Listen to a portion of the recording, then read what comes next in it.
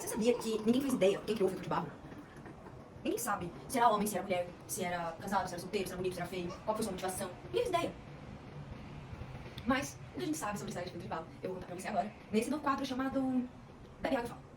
O filtro de barro, do jeito que a gente conhece hoje, ele é uma digievolução de outras coisas que eram utilizadas na casa brasileira entre 1500 e 1900, que serviam também para filtrar água, que eram as talhas. As talhas eram grandes potes de cerâmica em que se colocava água, e aí, por decantação, as impurezas iam para baixo e a água ficava pura em cima e própria para consumo. O que é o filtro de barro? O filtro de barro são duas talhas encaixadas, uma em cima da outra.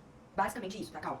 E no começo do século passado, tiveram muitas doenças, e muitas doenças relacionadas à água não tratada. Em 1900 também, a urbanização já estava muito maior. Eu já tinha mais pessoas morando em cidades que iam até as bicas para tomar água. Bicas essas que também iam animais. Foi então que velas esterilizantes, vindas da Itália, vindas de Portugal, começaram a aparecer no mercado.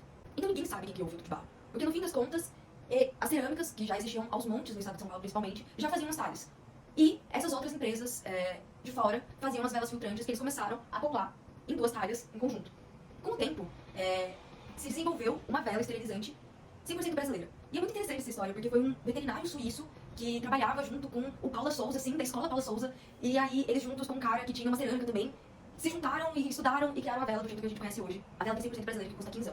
Inclusive é muito interessante, porque o dono de uma das primeiras cerâmicas que fizeram filtro de barro deu uma entrevista antes da morte dele, em que ele explicava que existiam 3 níveis de clientes para sua cerâmica. O cliente mais pobre comprava uma talha fechada, sem torneira, sem nada. O cliente de classe média comprava uma talha um pouco mais equipada, com a sua torneirinha ali, pra não ter que ficar pegando água na concha. E aí tinha um terceiro tipo de cliente, que era cliente endinheirado, cliente abastado. E esse cliente era o cliente que comprava o filtro de barro.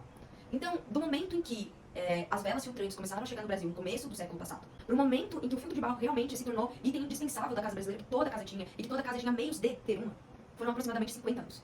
É muito louco a gente pensar que, assim, no contexto de Brasil, gente, no contexto de Brasil, o filtro de barro foi a primeira invenção brasileira, 100% brasileira, que salvou milhares de vidas.